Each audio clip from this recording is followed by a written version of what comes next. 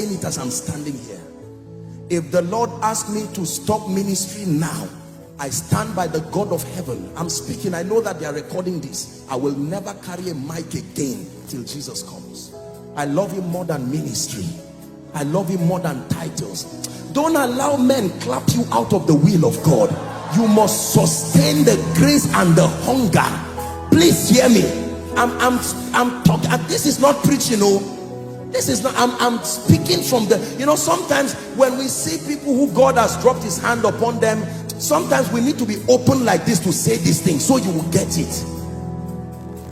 Don't let fame can be deceptive. People can clap their hands. When I was coming in, thank God for your wonderful protocol people. I saw everybody running around and some of you were holding cameras. I said,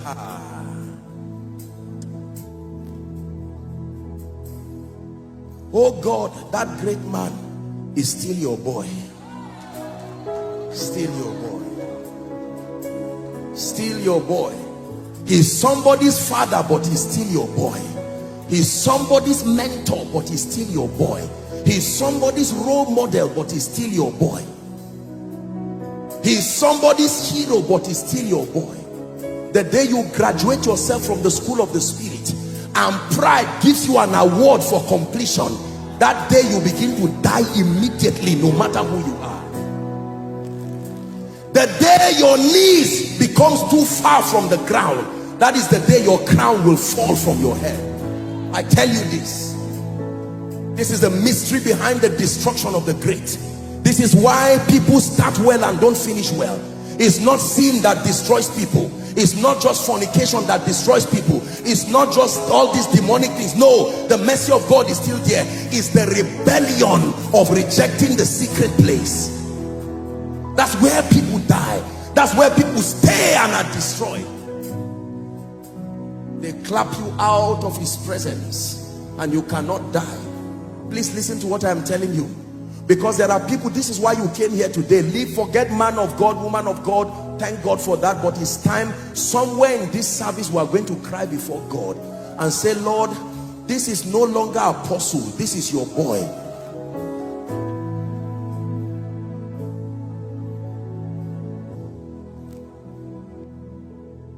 Are we together?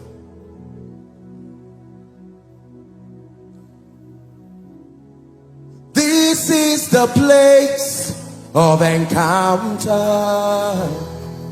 Do to me what you want. This is the place of surrender. Do to me what you want. This is the place where my life is changed. Do to me what you want. So we must pray the prayer of the psalmist. It says, search my heart, Lord, search me. I'm not ashamed of what you will find. If you find loss there, I'm not ashamed. I won't say I'm a big man. If you find loss, kill it before a generation kills me for it. If you find pride, I'm not ashamed when I stand before you. I know I'm a great musician, I know I'm a great man, but I come to you. May your all-seeing eye search my heart, search my motive. Leave ministry, leave preaching, leave singing, focus on me. Listen, you can be fasting as a man of God. That fasting is almost wasted. You can go to God as a colleague, trying to get one or two things, the anointing for the season with your hand in your pocket. Let me tell you the truth. You need to understand that although we are one with Christ, our dominion is shared dominion, not absolute dominion. And there are times you need to join the 24 elders, take away your golden crown and join them to lie down and cry, Kadosh, holy, holy. You want to carry the grace for a generation. It is more than just fasting. It is more than just praying. It is death.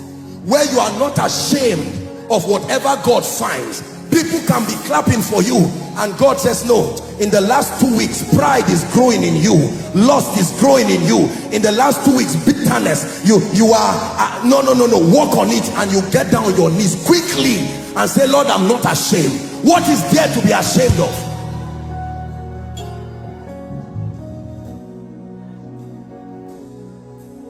I beseech thee, brethren, by the mercies of God, that ye offer your bodies a living sacrifice. It was Apostle John who was teaching us in 1 John chapter 2. He started from verse 15 and he said, love not the world. Look up please. Neither the things that are in the world.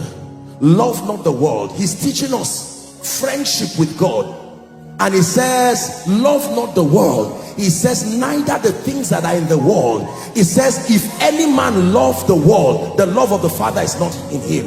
That word is the word eros. Is an affinity that can distract your passion. The jealousy of God necessitates that he becomes the object of your passion, alone and at all times. Love not the world. The cosmos has a seduction to it. Money has a seduction to it. Fame has a seduction to it. Are we together? Every good thing has a seductive component to it. And it is only death that can immune you, especially in the generation that we live. Please hear what, don't pretend you are not hearing me. Oh, this is the voice of God. If you want to last, if you want to stand strong, you must forget about some of this paraphernalia of ministry and be true with God and be true to God and say, help me. Don't forget the ignorant. The people will talk about you and say things. Don't mind them, leave them. Do your business with God.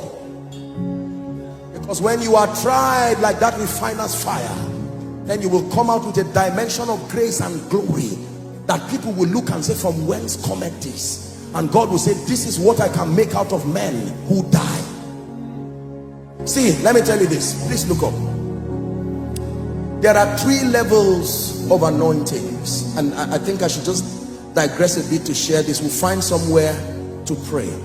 Number 1, there is the anointing that comes upon you as a believer.